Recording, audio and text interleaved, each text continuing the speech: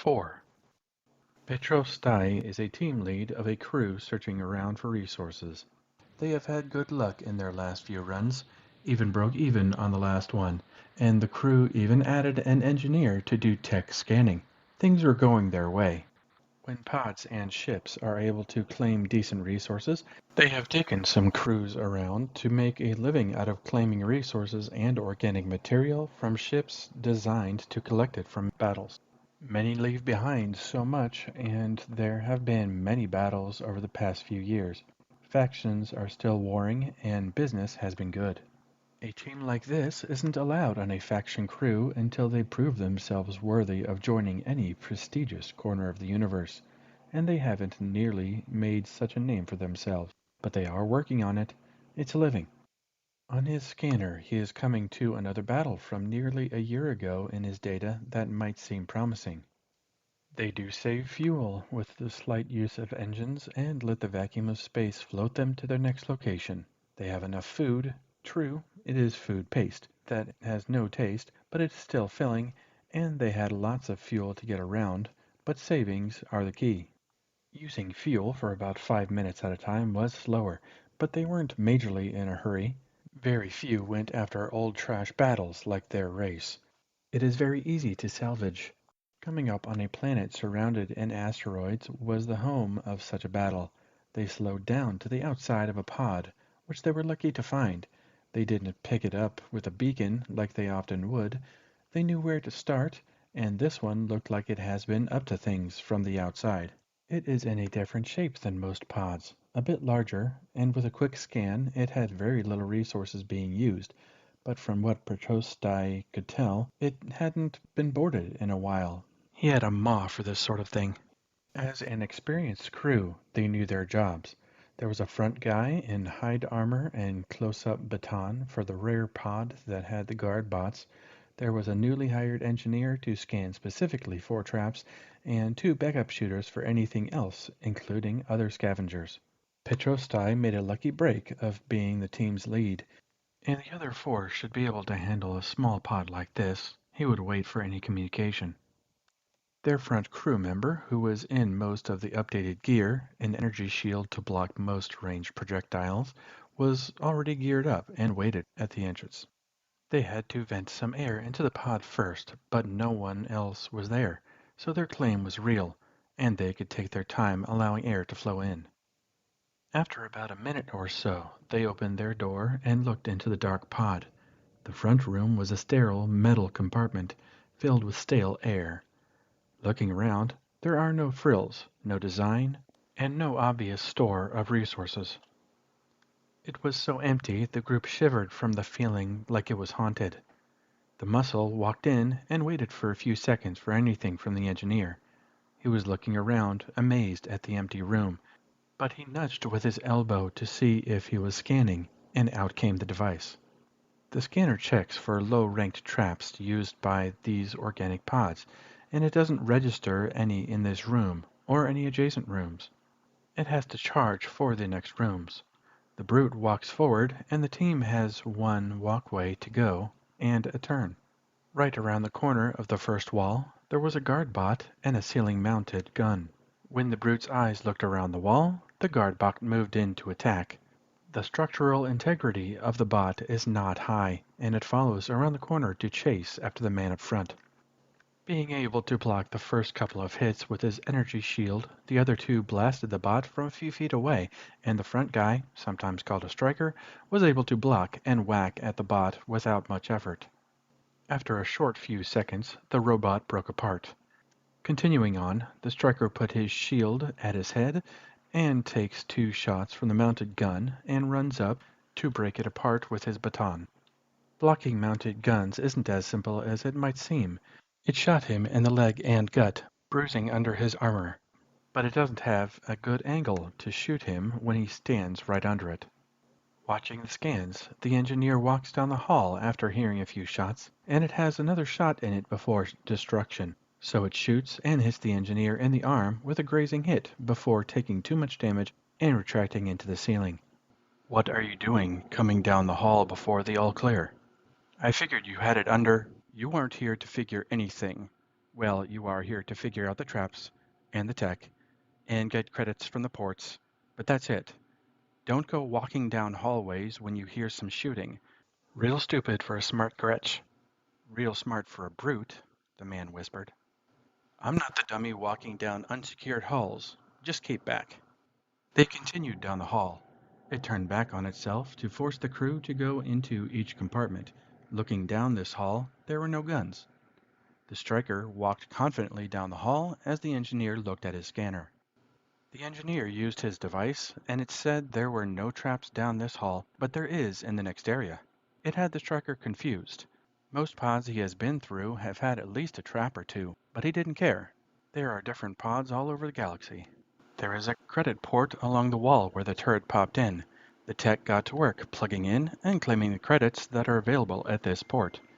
It is only 18, which is very little for the danger that they are currently in.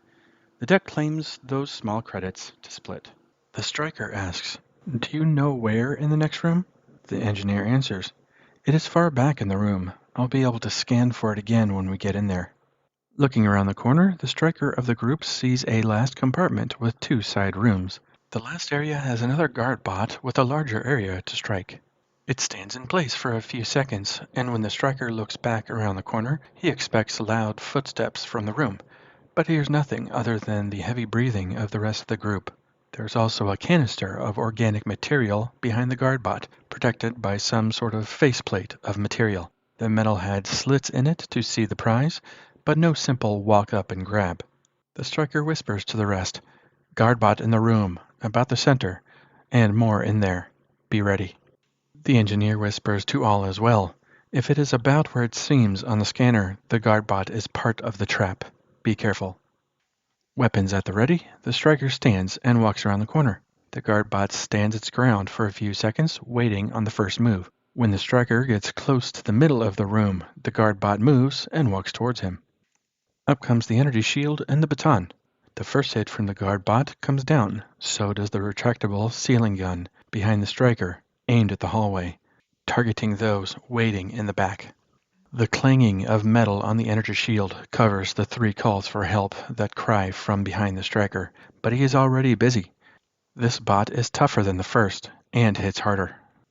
One bot arm tries to grab the baton, the other is slamming on the energy shield, protecting the striker, which is holding but crackling with spent energy. The baton hits the bot, clanging off its metal skin, and its fierce red eyes bore into the striker's soul.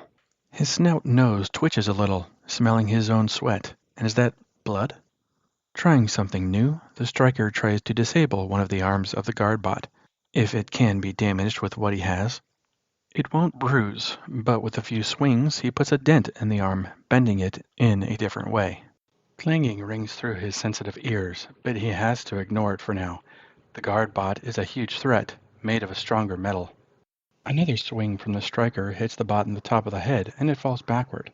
A bullet flies towards the bot, hitting its head, giving the striker a few seconds to look around. Behind him there is one still standing who is covered in splashes of blood. There's a ceiling turret that is mangled behind him, and it's gunned down the other two. The last standing is just another grunt on the crew. The grunt shoots again, puncturing the head of the guard bot. Even though it is well dented, it still stands up. The head is more mangled than the rest, and it is still moving, making it be considered that the processing might not be in the head. The baton keeps the guard bot back a few steps, but it is still able to get a hit in, puncturing the striker's arm with its sharp edges. The other grunt grabs one of the other weapons from the engineer and shoots away. Since the striker has most of the attention, he shoots many times without disruption and finds the processor in the guard bot's chest. One solid shot on an unprotected chest drops the bot. A slice on the first striker's arm is freely bleeding. An injection of a minor coagulant gel that he had enough credits to buy recently prevents him from bleeding too much more, and he'll need a medic as soon as possible.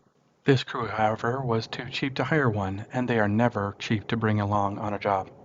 Standing, he sees the organic material behind the wall. The canister of the material that would set him and the crew up for a while is just a few feet away. Walking over, he is unable to fit his hand through the little slots, too skinny, but there are 4 buttons on each side of the door with the indicator lights above them. He hasn't seen anything like this before. Most of the time, the organic material canisters are available after the guards and rear guns are taken out. All of the buttons have little pictures on them.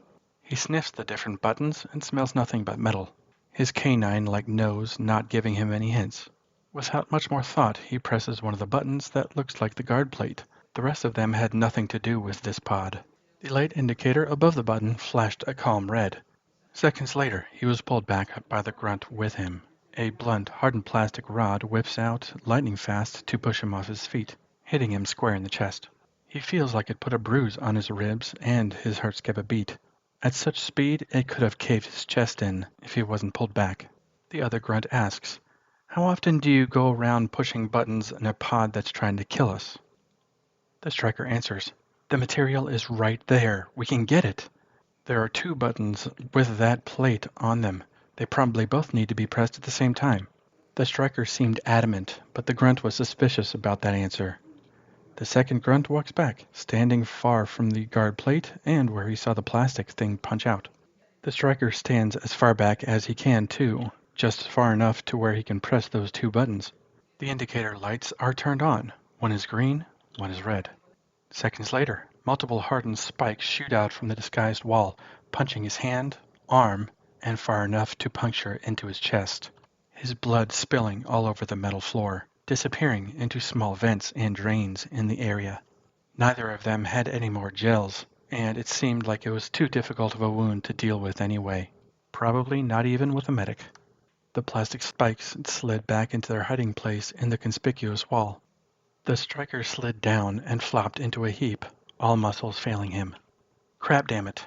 The org material is right here, boss." The last grunt calls through some sort of communication device. The area is clear, but the rest of the crew is taken out, and some killer wall is over here, and we can't collect. The boss and pilot replies, "Killer wall? Fine, I'll be there when I can. I have to lock up the ship."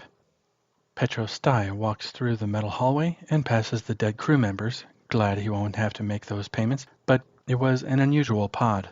Most of the time, they weren't this efficient. He walks over and sees the 8 buttons and got the quick version of the story from the grunt. The boss asks, "What about these other 2 rooms?" The grunt shrugs his shoulders. "Didn't check. Just a few boxes in there. No room for anything else." The pilot rolls his eyes and walks over to the room to the right of the prize. The cargo boxes are made of a hard plastic and empty, and they pull out easily, showing 2 pictures of buttons in that room. He tells the other to move the other 2 boxes out of the other room and check it. If their tech was still alive, he might have been able to figure out the puzzle and test things before the traps went off. The last crew member walks up to the other room and slides out the boxes.